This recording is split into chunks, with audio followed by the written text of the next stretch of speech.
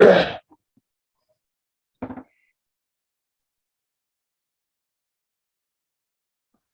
I want to thank everybody for joining us. This is Epic Sketch Time. Epic Sketch Time is a weekly drawing group.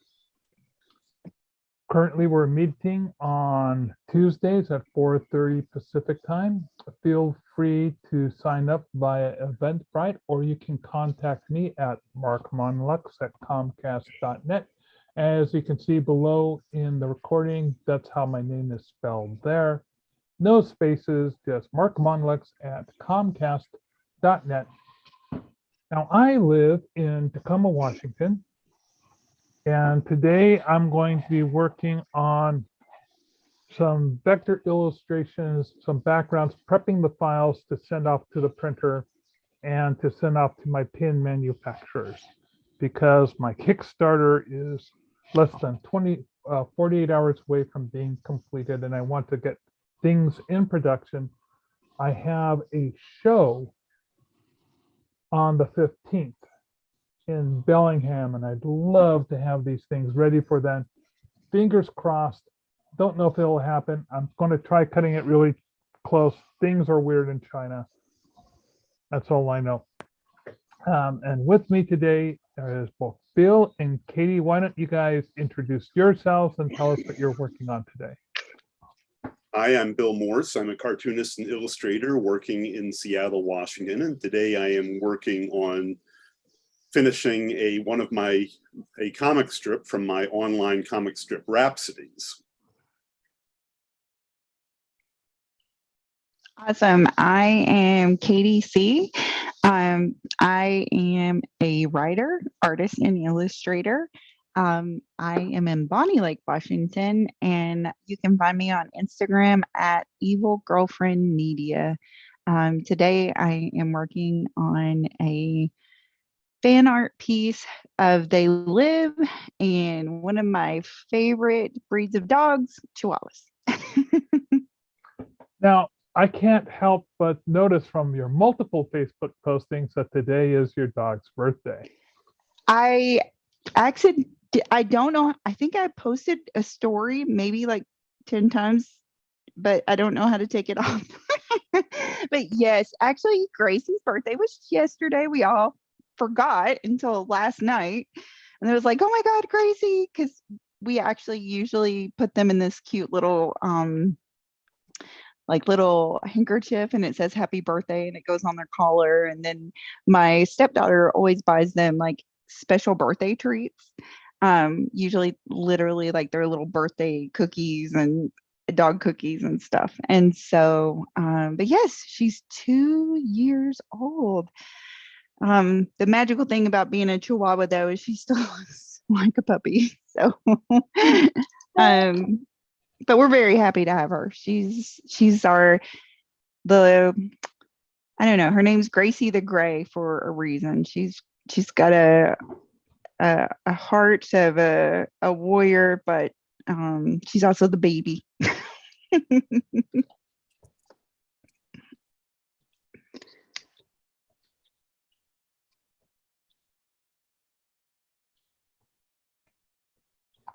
So someone just posted a query to me 2 minutes ago saying, on Epic Sketch Time, what is the drawing app of choice for beginners?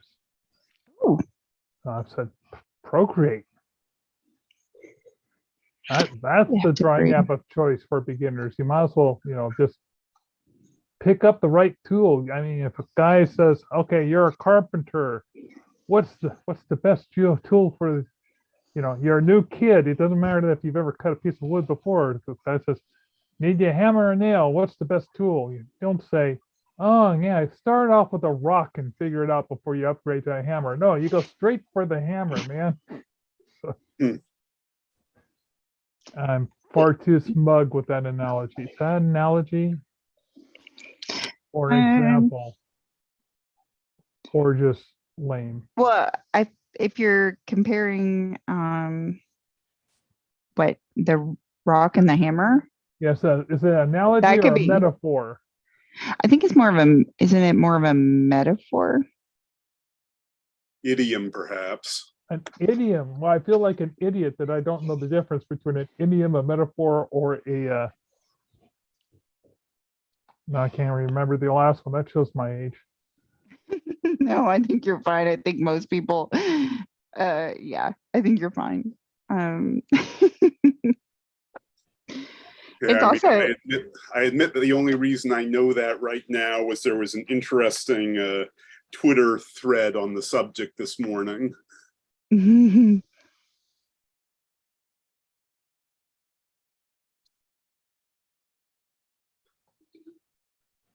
yeah, I am. I have been writing a little more in the evenings. I made a goal, as well as all the art that I've planned to do for the next year. I plan to finish my short story collection that I have been working on since 2016. So I have just decided it's going to be finished, and that's the end of it. Oh, very good. Briefly, I wasn't sure whether you said writing or writing, and with what you were saying about the weather, the statement worked in both contexts. Yeah, well, I have been trying to ride my bike more as well. That is correct. but yeah, I just I know I had a friend that was like, oh, maybe you're not going to write anymore, but I feel like once you start writing, it's its own thing. I mean, Yeah. even with you doing the critic books, I mean, you're a writer too, Mark. You write about movies and all of that. So you know that Yeah. desire to write all that. And I don't know about you two, but I need silence when I write. When I'm painting, or or when I'm composing, or figuring about the design or a layout or something, then I don't want any distractions. But the moment I start drawing and I start coloring, then I can listen to anything. Except, and I know a lot of people can do this and do this, I cannot have on a television or a movie, because that will I grew up with a TV, like a light bulb on in the house, and I never learned how to not look at it. And throughout college, my TV was actually in my closet. I didn't subscribe to cable, and just kept it there. But I did allow myself to watch 2 shows during the course of a week, which was Greatest American Hero and General Hospital, because there was that whole Luke and Laura saga going on. So I'd go over to one of my various friends' places, and there was a there was a General Hospital niche of people, and we drove. That's what we did at 3 o'clock, was watch General Hospital. After the girls downstairs, that was later on. I'm rambling now. Feel free not to stop me. So there was, when I lived in my second year of college, I was living in the dormitories, and the girls right below us, because the floors were caked, boy, girl on the floors. Don't know why they did it that way, but they did it that way. And the girls right below us, every day at 3 o'clock, would play the Go-Go's. Oh my gosh. Yeah. Pretty much the entire album. Regular as clockwork, usually at volume, 8, pretty loudly. And then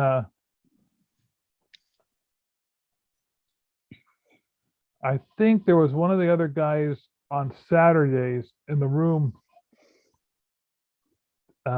next to us. He had the entire the complete collection of James Bond theme songs up to that point in time. And we're talking, this is the Roger Moore era because it's back in the 80s. So there have been a lot of theme songs since then. Now, I'm kind of curious. Have you ever had a neighbor that did something on clockwork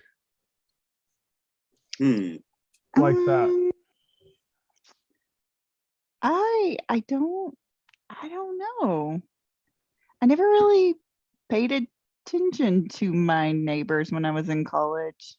Yeah, I'm not sure about clockwork. There's somebody who's been playing. There's somebody in my neighborhood who's been playing the soundtrack to Hair fairly regularly. But if I stopped to figure out if there was a pattern, I'd probably go mad.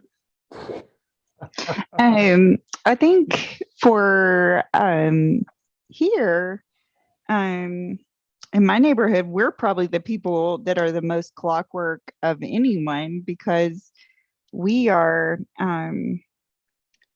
we take the dog out on a walk at certain times every day because the dog is on clockwork, and the dog gets very unhappy with us when we're not on a schedule. So everybody probably predicts us more than anyone else in the neighborhood. We're those people here. No, I completely understand that when I had a dog, I would feed him on a very tight schedule. So his bowel movements were pretty much on a tight schedule. And it made things a lot easier. This was the Great Dane. Yes. I had a Great Dane named Yorick.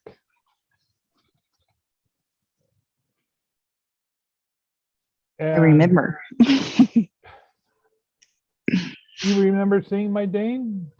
No, I remember you talking about him. And then I think you posted a picture of him recently, didn't you? Yes, I did. Wanted to show people, he's been gone for quite a while, but you have a great dog like that, you don't forget them. Right. Sorry, guys. My husband's smoke. Let me mute my. Yeah, I mean, mostly I've been having dogs vicariously through a good friend of mine who their last dog was a Dalmatian named Moshe, who was called Moshe because he had a spot over one eye. So why was that called Moshe? Moshe Dayan. Elaborate. Israeli general, won the 6-Day War. He had one eyebrow. Had an eye patch. Oh yeah, an eye patch. Okay.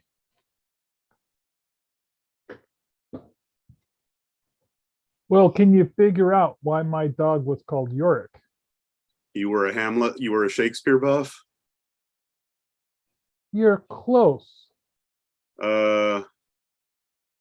Clownish behavior, but you'd only figure that out once the personality came in. Buck teeth. Nope.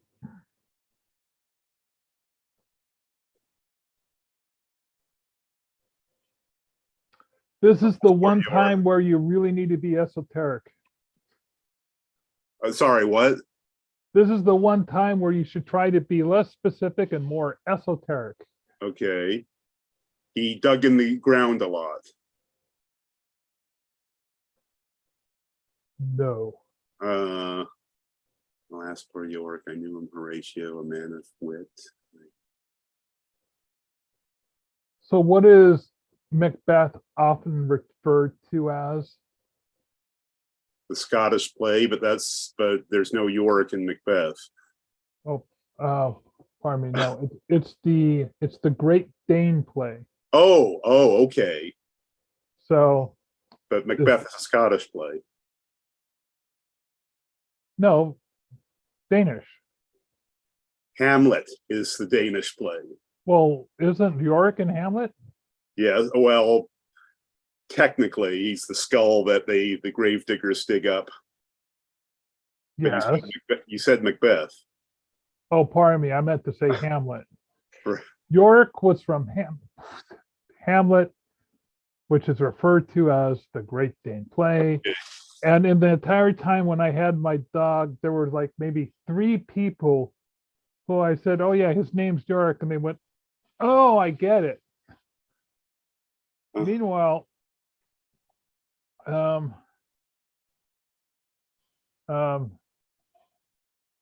for some reason, the kids coming back from school, when I said his name was Yorick, they called him New York Huh.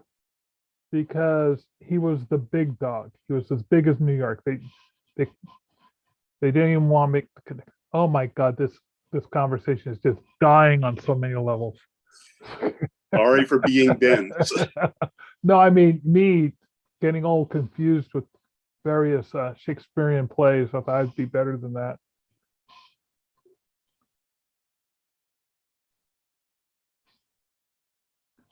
Let's see.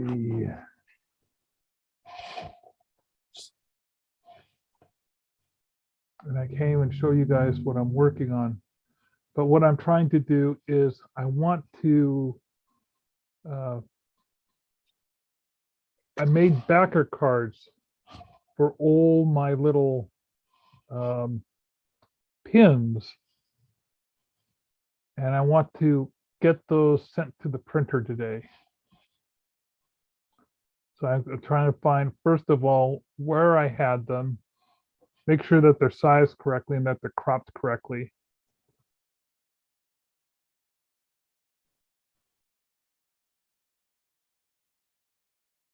Because I want, they've got a little logo on the bottom of them, and I want them all to line up perfectly.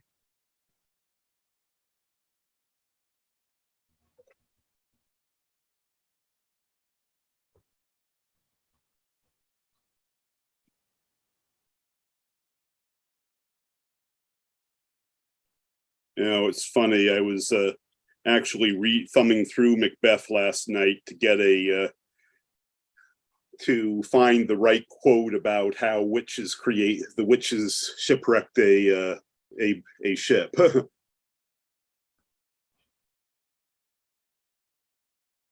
Because that was the prompt for. I'm doing a.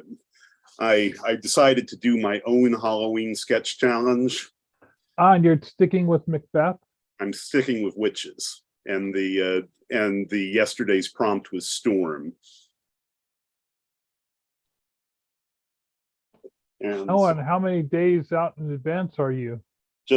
I started a week early because of Patreon, so here I am so far. I think nice. Yes, I can see those. Those are very good.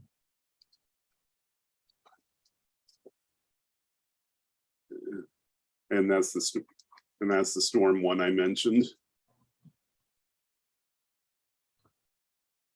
And finally,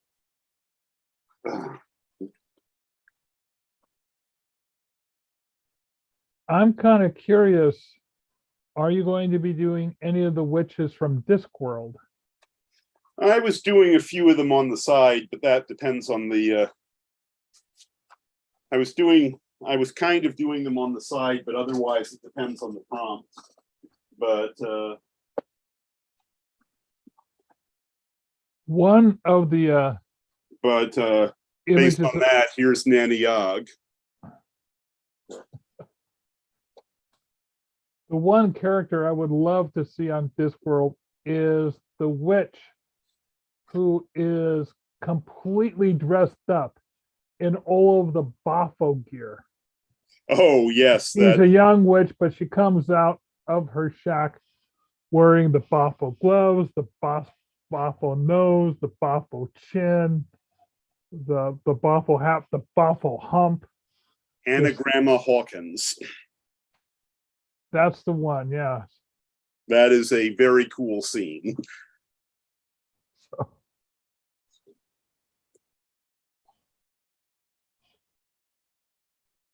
Katie, have you read any of the Discworld series? No, I have not, but my husband has. Tim has. And we were watching, wasn't there like a series or they started a There was a series? series that all the fans hated. I haven't Yes. heard a single thing of good about it. They were sort of doing their own thing. It was Yeah. sort of like a steampunk version, practically. Yeah, sort of. They made Lady Rampkin a vigilante, turned Sam Vimes into Jack Sparrow. Yeah, I think Tim actually met, I think that, I mean, he's met a lot of authors because he used to go to the UW bookstore when they would come into town. I want to believe he met him and said he was a really fun guy. Oh, by all accounts, Pratt was an awesome guy. Yeah. And we actually have all the books downstairs. I believe we actually have signed ones. But don't Nice. quote me. Yeah, but no, I haven't read them. I've never ever been a huge fantasy reader, but I do appreciate fantasy television and fantasy movies. So that probably makes me a, kind of couch potato fantasy fan. Oh yeah, on that topic, I finally started watching Rings of Power. And how'd you like it? At this very moment, too soon to tell, but it's very pretty. It is very pretty. Yeah, Tim and I were talking about the budget for that. You're watching whether you like the dialogue or the storyline or what have you, the graphics that they're using in just one episode of that show are like movie quality graphics. Oh yeah, I mean, for example, Pretty insane. that troll for just that one scene. Yeah. Now, I haven't seen any of this. My wife and I have decided to hold off on it. So don't go spoiling for me. Okay, we won't, but it's very impressive. I mean, I forget, both that and House of Dragon, like the clothes, the art design, the sets, they're just gorgeous. Oh yeah, I mean, whoever's doing the costumes is amazing for House of the Dragon. I mean, the detail blows me away. So I have a feeling we're gonna see maybe. Well, I mean, I guess it would be the Emmys. I would say that those two would be very competitive if they. I know the Oscars has a category for set and costumes and all that, but yeah, I always like the craft awards more because to me it seems a lot more merit based than the big awards that are much more political. Right. And it's still all based off of what you like, but you're right, it's not going to be it is based more off of what has not just an idea, like the acting skill is still a skill, but these are tangible items that are based off of the skill of the crafter and their creativity. But of course you could still lose, I guess, because most awards are that way. I know I used to be really I'd be like, wow, this person's award-winning writer. But the majority of awards given for writing, unless they're in academics, like if they're based from like a convention or whatever, it's all campaigning for yourself. So it's very political. Yeah, I mean, for example, not that I disagree with them, the Academy is generally, to put it, not to say right or left, very frequently socially aware. So, and because of that, scripts or movies that are about very important topics will frequently get a higher vote. Right. Yes, exactly. And not that, as I said, not that I disagree with the messages, a lot of the things, is generally I have very little patience for preachiness, especially if it's something I agree with.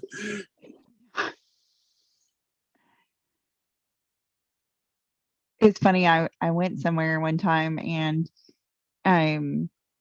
we were all like, just there was a group of people that were all sitting around, and then there were some people who just wanted to be political and have these big political conversations. And there was somebody that was at the table who was like, I think we can all establish that there's a lot of like-minded people here. So could we spend more of our time talking about fun things like fandom than talking about definitely. The heavy stuff? And Definitely. I mean, for example, there is a social group I go that is specifically about politics, but yes, you're right. It's unless you're specifically going to something specifically to talk politics, it's I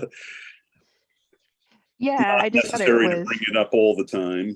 Yeah, so I found that to be very a very interesting thing. I mean, of course, the people were kind of like shocked that the other person said that, but at the same time, it's like, if you're only going to be with actual people socializing for a certain amount of time, you want to spend time talking about things that bring you joy, Oh yeah.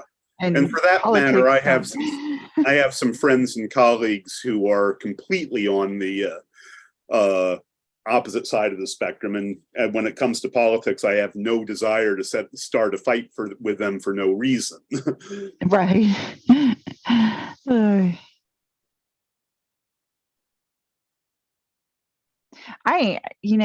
It's always fun for me when I'm doing a project like this, and you guys get to see me struggle with it on camera. But I did take Mark's advice, and he was in fact correct. If you go online, if you're having trouble finding a really good still of an image, there is always somebody who's made a very expensive replica mask of whatever it is you're trying to paint. So I'm looking at some pretty good replicas right now, and I'm like, okay, this is not what this looks like per se. And it's very interesting to see how it looks so different from the way that my eye perceived it.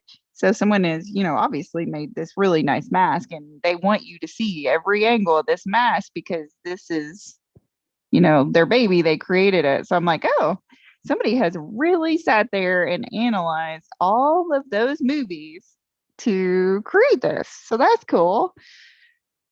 So now I'm like, okay, well, here we go. I'm going to paint over this again. I feel like people should watch this just to see, like, if we were a workout video, I would be the person that they're like, here's how you do the modified version if you're not a pro. Yeah, because it's interesting.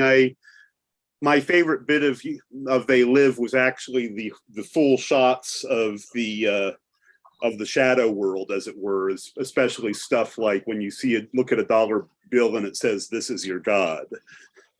Mm-hmm. And to me, the aliens were almost an afterthought.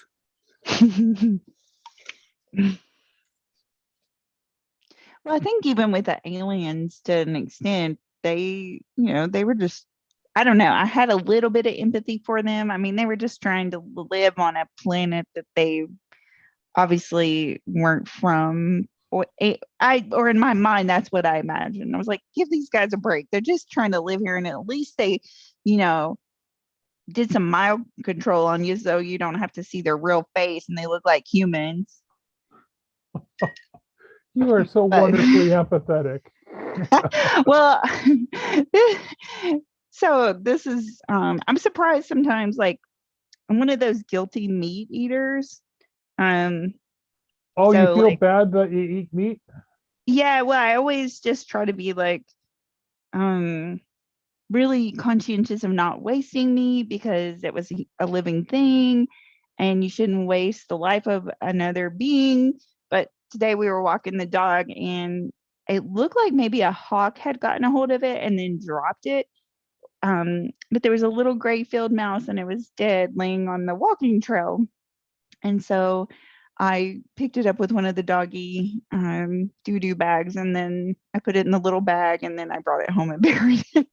Because I was like, this poor little guy, he needs to die. He needs to degrade with dignity. What I like to, I know that there's a lot of affectionate animals out there, but, there are affectionate pigs and there are affectionate cows, and they'll want to cuddle and they'll feel nice and can't you. But every goose I've ever met has been after my soul. Oh. So. Geese are bullies through and through, and the only way to deal with them is to know that, like most bullies, they're cowards.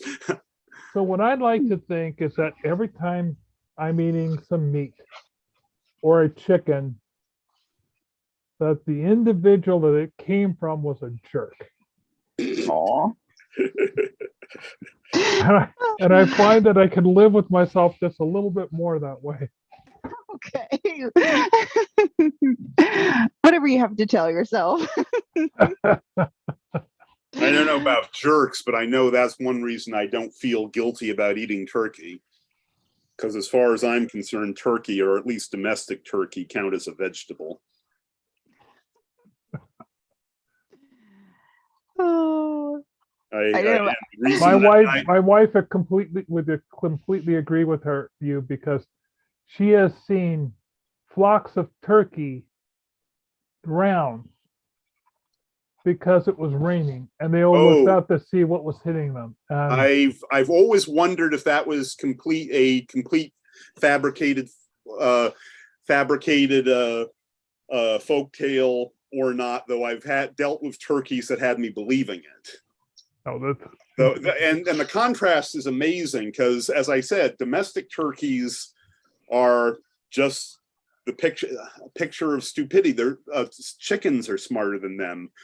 Wild turkeys, on the other hand, that's dinosaurs walk the woods.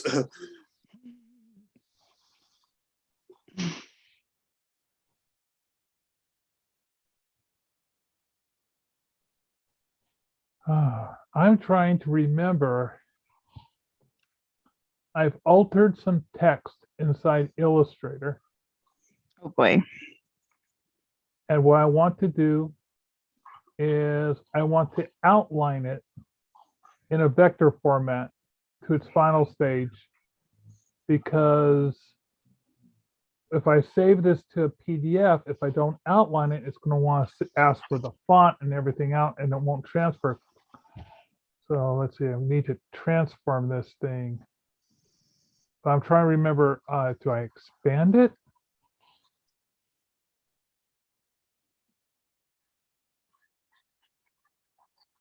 Yes, that's it. Expanding it. That did the trick.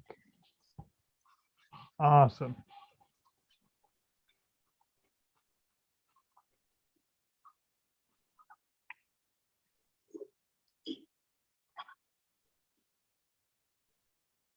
Okay, this currently looks like a mess, but I know where I'm going with it now. As I said, compared to how it looked last week, it's coming together quite well. Right now, the only thing I'm not sure about is the placement of the tail, and I'm not sure why. Oh, I like his tail. That tail is based off of Trenta Louise's tail. Mm-hmm.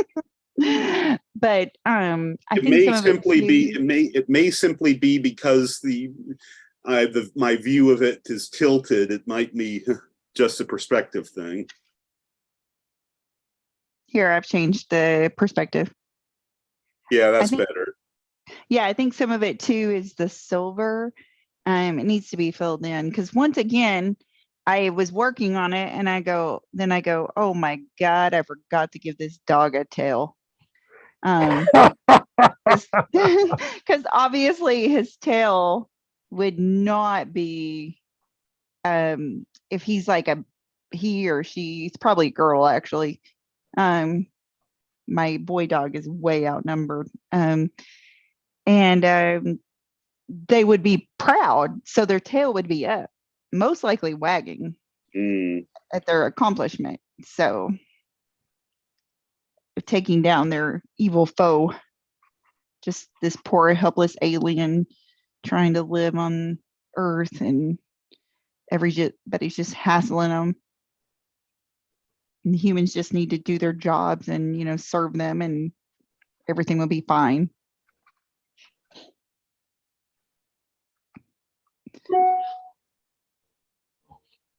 Okay, now I've got to write the story of the Chihuahua that saves the world. A Chihuahua that saves the world.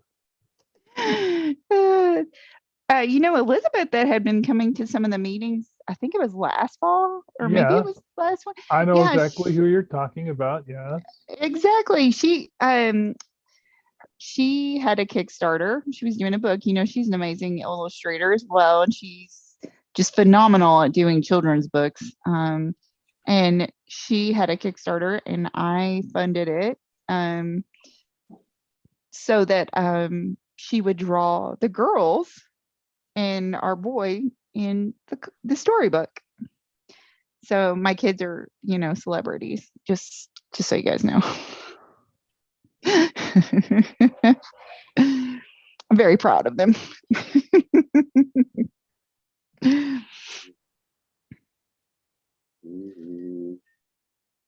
Yeah, she had a great series that she did called Out for Souls and Cookies. And I really love that series. And then she, you know, she's written a lot of other pieces as well. She's done some vampire books. Oh, did I tell you guys this last week? I couldn't remember. I may not have. That I got my first piece of fan mail in like the last 8 months for my writing. It was really nice. It is. Nice. It is. Is that what you've been doing this entire time? It's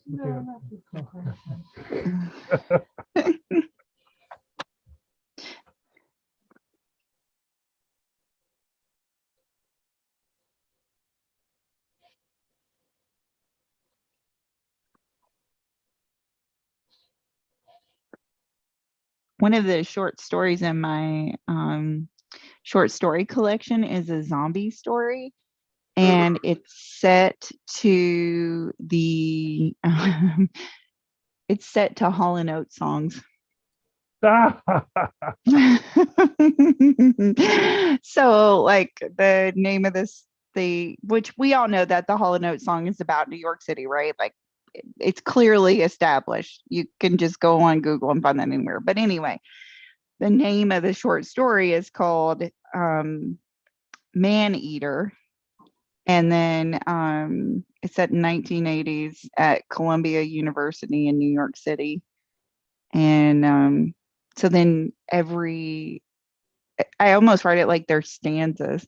But it's the titles, because I did double check, because I was like, okay, like I don't think Hall & Oates would ever care about me, but could they still sue me? So let's check and make sure. And so as long as titles cannot be copyrighted. That's correct. But if your product, you know, the title or product, whatever, is too similar to the original item, they can, you know, cease and desist you. But I, you know, I think it's kind of fun to, you know, like put a play on words using them, because like the first, you know, part of the short story, the first one I use is she's a rich girl. So then I introduce two of the characters, and one of them is a rich girl. And then the next one is You Make Me Feel, and then it's like I'm just totally going with this. Mark, I'll have to let you read this since you were in college in the 80s and tell me how accurate this. Of course, did you go to school here in Washington State, or did you go somewhere else? I went to school in Washington State. That is correct. So it may have been a completely different cultural experience versus New York City, but I wouldn't know. So I'll let you give me how accurate I am, but I am doing a little bit over the top's 80s. So, one of the girls, the one that's rich, she has a little bit of a drug habit, and cocaine was a very popular drug in the 80s. So she gets a bad batch. Then she becomes a zombie. But she's still a talking zombie because this is a funny story. But then she's trying to eat her friend and this guy, and then it's a whole thing. But every section is part. And so I was working on it Sunday morning, and I was, because sometimes I like to just kind of like you were saying, because it's quiet and distraction free. I was in the bed writing, and Tim comes in and checks on me. He goes, "Is everything okay in here? I keep hearing Hall & Oates songs being played on repeat." Because I was using the songs to get, the mindset of what I wanted, the tempo of the words and everything with the. But I am not using their words. I know what you mean. I one time was doing a story based that was a spaghetti western parody, and it took me forever to get all of the Enrique Morricone soundtracks out of my head. Oh my gosh. Yeah, it was a good morning, and we had a very social weekend. We're not social people. We're very, well, myself more than Tim, very hermit-like, and we ended up having someone, our friend Cheryl, who's also come to Epic Sketch. Don't worry, this nose is not going to stay purple. I'm going to blend it. She came over because she moved to Vegas, so she came over to say hi since she was in town. And then on Sunday, we went out for my mother-in-law's birthday. So I was like, I'm peopled out, okay? Like, I'm peopled out. Yeah. And then I had to drive to Seattle yesterday for work. So I was like, thank goodness, all I've got to do is Epic Sketch this evening. The one nice thing, I wish more people would join us, because I feel like this is pretty low key. Like, I feel like we're pretty low key. Don't you? We are pretty low key, but we're also very much like so many other Zoom meetings for just a bunch of friends getting together and chat. And I think that's worn out on a lot of people, and they want something more. So yes, we are drawing and we are working, but I think a lot of people are saying, I am done with the pandemic. I don't want to even associate with any old Zoom meetings of this caliber. But I was just writing to my local library today. Oh, cool. Asking them, I said, hey, is there by chance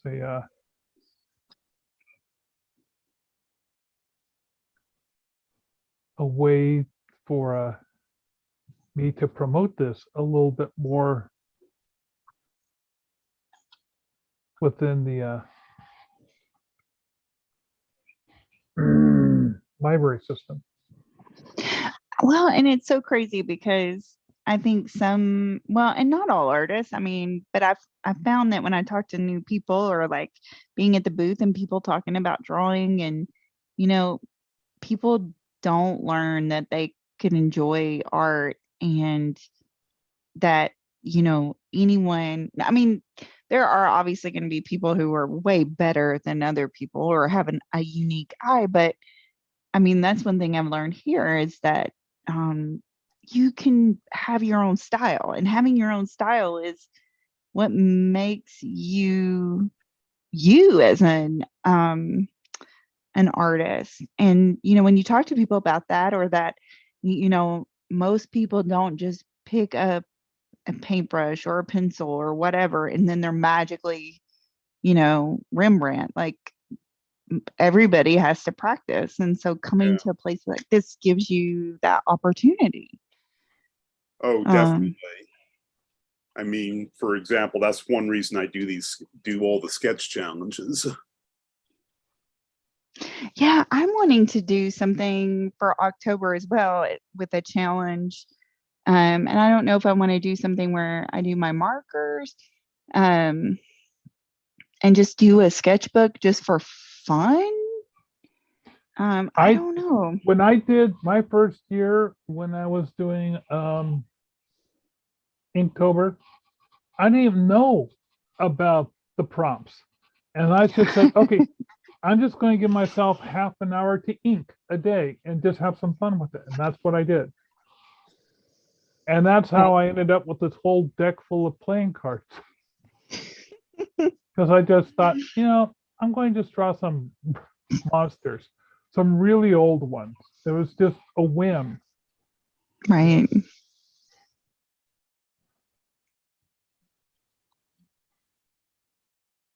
A matter of fact, I have a slew of sketchbooks I do too. that And people I love me. in various sizes, and half of them are filled, and some of them are completely filled. But one year, this was many years ago. This is almost 20 years ago, when I realized that I hadn't been drawing for fun or enjoyment. I went out and I bought a bunch of different sketchbooks, and this is thank God before tablets, and I scattered them all around the house, except for the bathroom, because that's where I get my reading done. And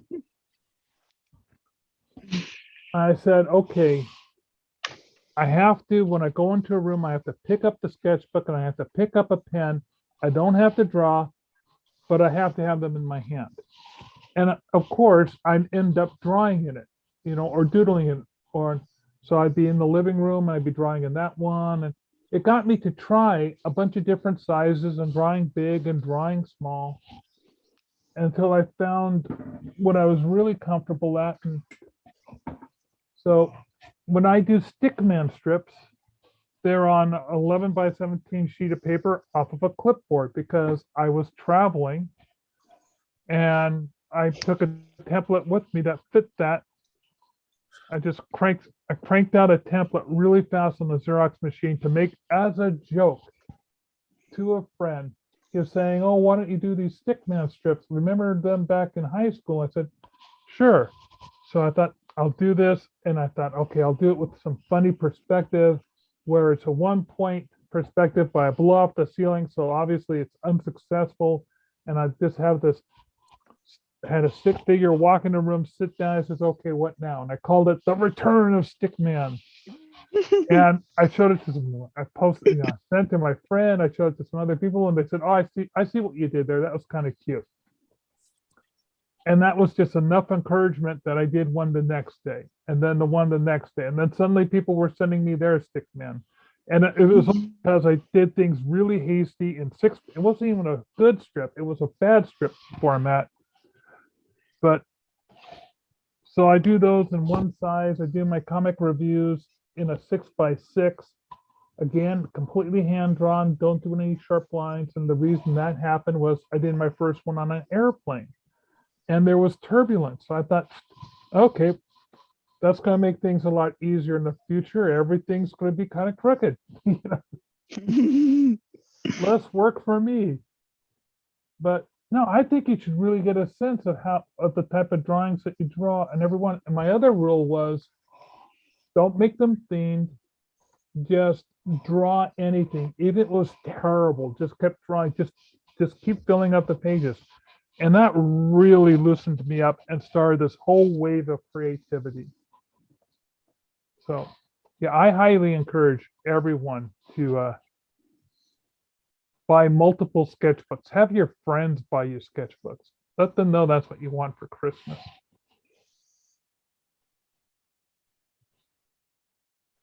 And on that mild rant, it has been another hour of epic sketch time. I want to thank Katie. I want to thank Bill for joining me. And hopefully next time, we were scheduled to have someone come in, but I'm guessing they didn't realize the time difference. I did send them a message. So, or maybe they might have subscribed to another day, Uh-oh. Okay. but that's a possibility as well. But I'm going to, if you guys go to the links down below when I post this, there should be a link to sign up for an email reminder so that you don't have to go to Eventbrite to sign up. And I promise I'll try to send out that reminder on Sunday, not Monday morning, which is what I've been doing for the last month. Sorry about that. And thank you guys for showing up. Okay. And if you have a Bye. chance, go to Kickstarter and type in Atomic Age Alien Series and support my Kickstarter. Less than 48 hours left to go. Bye now. Bye, everyone. Bye. Bye.